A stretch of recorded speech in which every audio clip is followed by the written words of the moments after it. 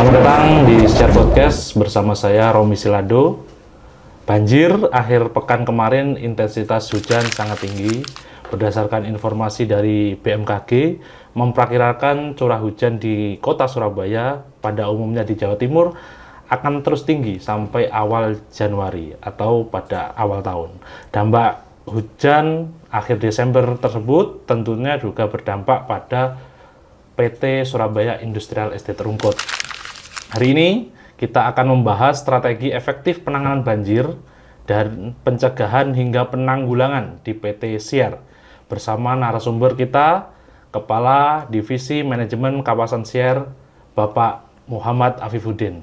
Selamat datang, Pak Afif. Selamat. Terima kasih sudah datang di Siar Podcast. Apa kabar, Pak Afif? Alhamdulillah sehat luar biasa. Alhamdulillah. Tapi kemarin agak banjir, Pak ya, awal tahun, akhir tahun kemarin. Iya, cukup mengagetkan nih. Cukup mengagetkan. Makanya kita angkat topik pada hari ini. Oke, Pak Afif. Pak Afif ini kan Kepala Divisi Manajemen Kawasan Siar. Tentu bicara terkait dengan banjir, Pak Afif, memang hari-hari ini sangat tinggi intensitas curah hujan dan mungkin juga pada musimnya ya, Pak. Tentunya akhir tahun kemarin, tepatnya pada malam Natal, ada banjir di Surabaya, khususnya di perusahaan kita di Siar. Tapi sebenarnya fenomena banjir di Siar ini, Pak, saya mau cross check dulu aja. Saya dengar ini merupakan fenomena banjir terparah di Siar sejak berdiri tahun 1974. Itu gimana, Pak, di Siar sendiri? Ya, jadi memang cukup mengagetkan ya. Kalau ngomong terparah mungkin sejak cerita dulu saya nggak tahu. Ya. Yang jelas selama saya di Siar memang yang paling parah sih, paling parah. Jadi dan tidak hanya Siar saja ternyata. Ada Sidoarjo, Surabaya, dan hampir semua wilayah di sisi hilir ya. Di daerah Surabaya Selatan, kemudian Sidoarjo yang sisi ini juga terdampak. Sama sekali. Jadi kita punya waduk cukup luas, lebih dari 13 hektar. Waduk sama saluran air hujan yang terkoneksi memang semakin tumbuh dari dulu sampai sekarang ini. Yang dulu Siar ini di pinggir, di mana masih banyak resapan ya, di area kawasan industri ini. Nah sekarang kita tahu sendiri ya, sekeliling kita 300 berapa derajat itu ya, itu full pemukiman. Jadi resapannya berkurang dan saluran atau waduk yang koneksi jadi satu ini itu ada sudetan dari warga sekitar. Dari sekeliling kita itu ada kontribusi ya dari warga sekitar. Jadi ada air yang masuk sehingga volumenya bertambah nih. Jadi yang dulu hanya dari industri, sekarang dari pemukiman juga masuk. Berarti bicara terkait banjir yang kemarin, Pak Afif, berarti terkait selain intensitas cuaca atau hujan yang tinggi, itu katanya 5 jam ya kemarin, Pak, itu. Ya. Berarti penyebab terjadinya banjir kemarin tuh tadi, Pak ya, selain intensitas hujan, tadi ada dari masyarakat itu dan kurangnya penampungan begitu, Pak ya? Betul, jadi waduk kita ini memang sudah dilakukan pengurukan berkala, namun masih perlu dilakukan pengurukan lagi. Ada lagi nih, Mas, yang hal penyebabnya yaitu rop air laut. Betul. Jadi semua air yang ada di kawasan ini mengalir satu pintu ke sungai perbatasan antara Sidoarjo sama Surabaya.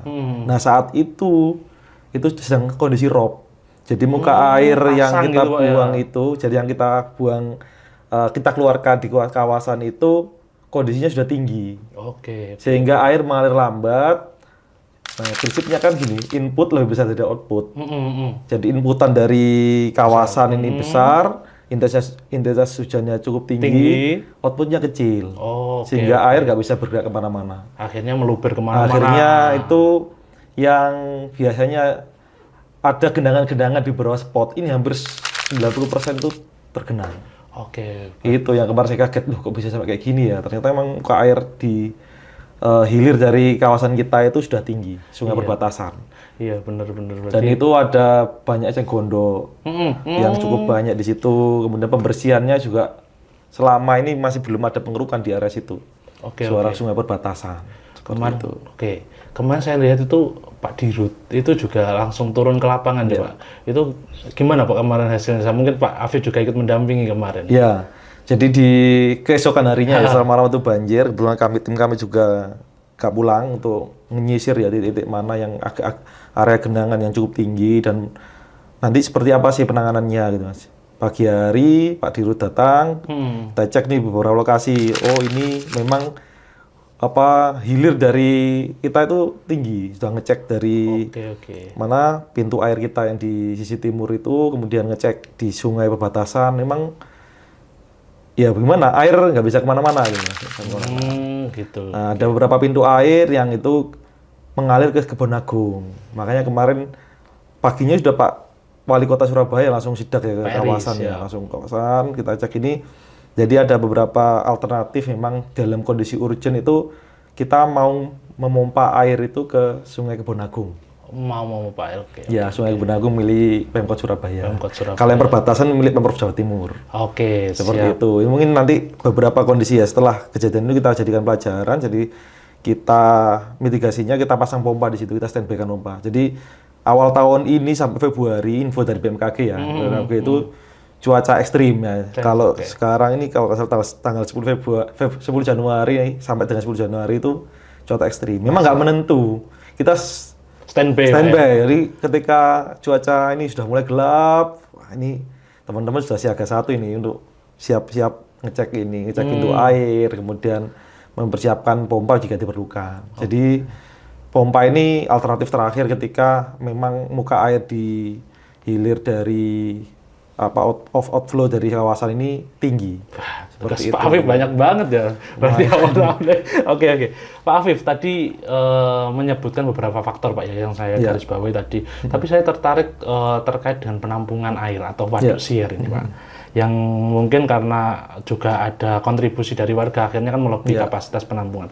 Kondisi waduk kita di sini seperti apa sih sebenarnya Pak? Apakah dalam kondisi yang sehat sebenarnya atau seperti apa Pak? Iya, kalau waduk ini secara luasan tetap dan cenderung untuk hampir semua sudah kita tinggikan 50-75 cm untuk dinding waduknya ya.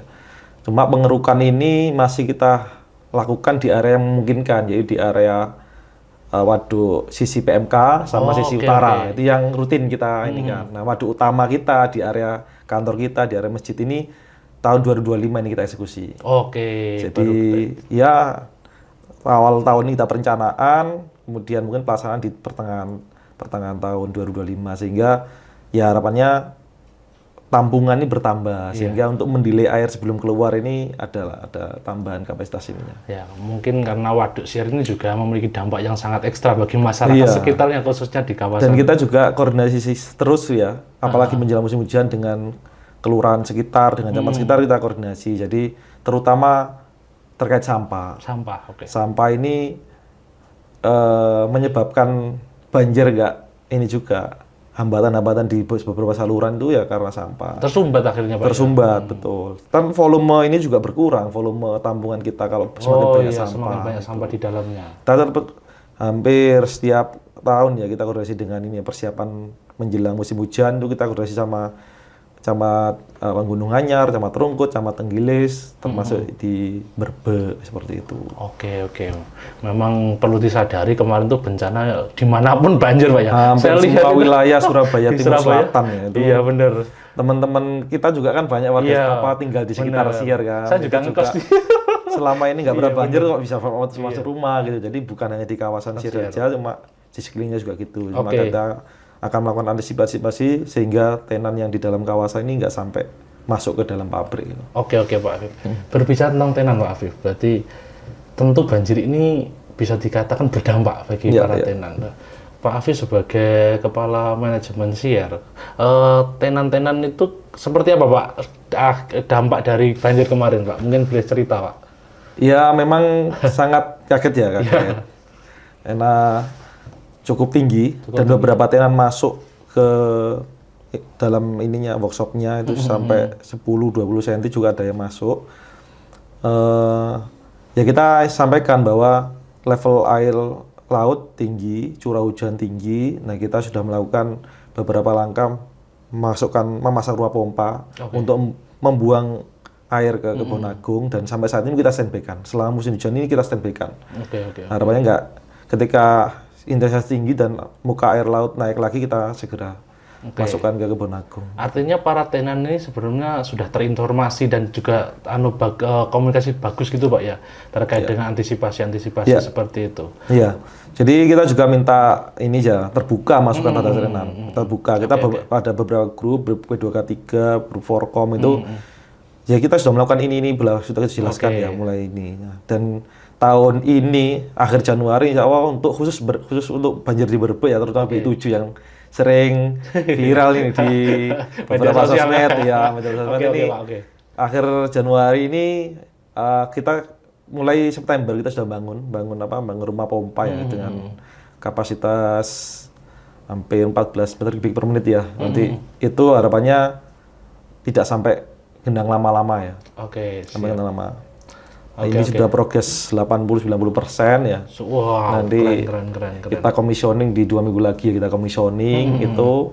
Nah kalau sudah cuaca ini ya PI7 sudah gak viral lagi lah. Jadi aman lah.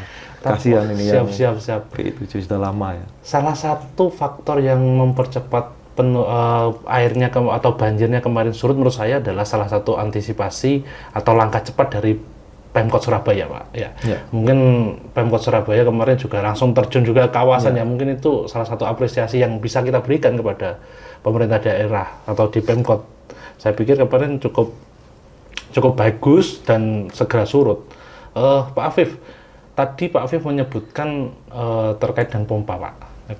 Jadi kita tidak lepas dari mitigasi. Pak Afif belajar kemarin mungkin. Pompa ini nanti tujuannya seperti apa Pak? Atau dampaknya kira-kira seperti apa Pak? Mungkin bisa dijelaskan Pak terkait dengan pompa. Iya, jadi pompa ini sangat penting ya. Waktu itu malam hari itu banyak yang nyari pompa.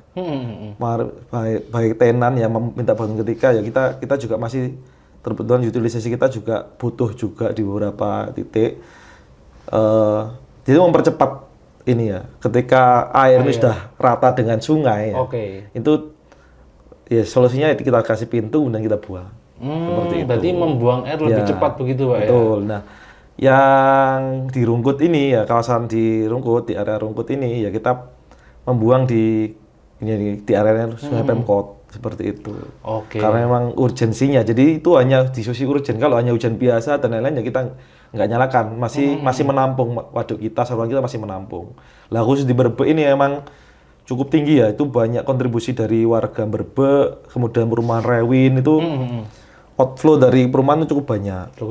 Cukup banyak, kemudian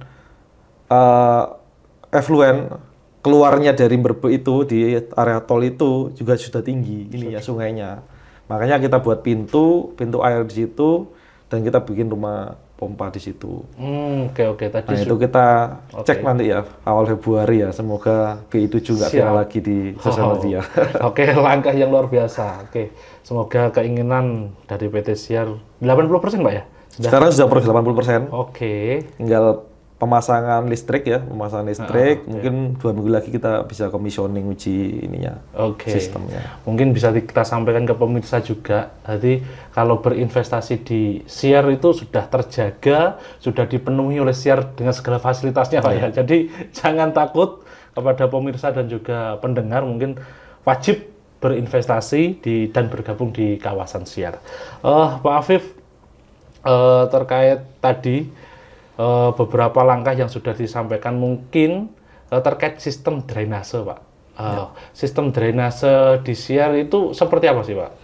Ya, jadi kalau di Siar ya sudah sedemikian rupa sehingga desain sejak awal ya, dari desainnya Jerman ya. Jadi semua aliran hujan dari pabrik itu kemarin ke belakang, mengalir ke belakang.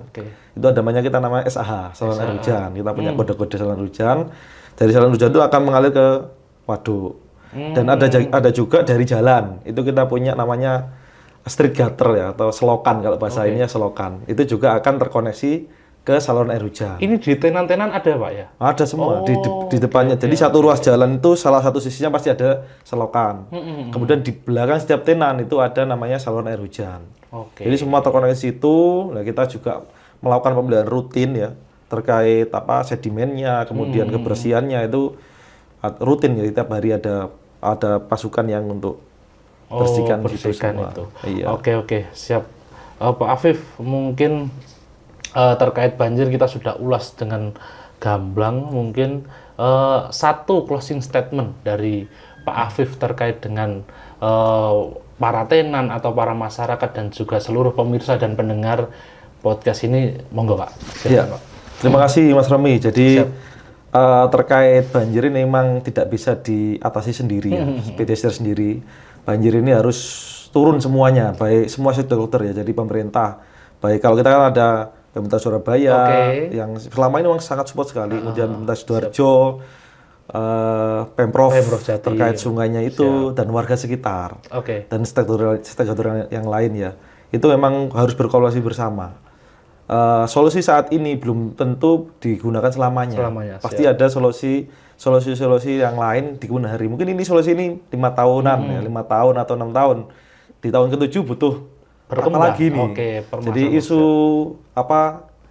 perubahan iklim juga menjadi concern ini. Tiba-tiba menurut BMKG ini ekstrim, ternyata cuaca panas ya. Seperti itu. Jadi memang kita terus melakukan mitigasi ya terhadap kejadian ini ya, harapannya memang tidak terjadi. Terjadi pun nggak sampai separah kemarin ya. Kemarin. Jadi genangan cukup di jalan dan segera hilang. Seperti itu. Berarti artinya butuh peran sukses bersama gitu Pak ya. Tidak bisa cuma siar saja, masyarakat saja. Pendengar dan pemirsa Siar Podcast, banjir bukan hanya bencana alam, tapi juga panggilan untuk bertindak. Mari kita jadikan pengetahuan ini sebagai kekuatan untuk mengubah dan menyelamatkan. Terima kasih Pak Afif sudah meluangkan waktunya untuk ngobrol di Share Podcast. Sampai jumpa kembali. Terima kasih. Terima kasih.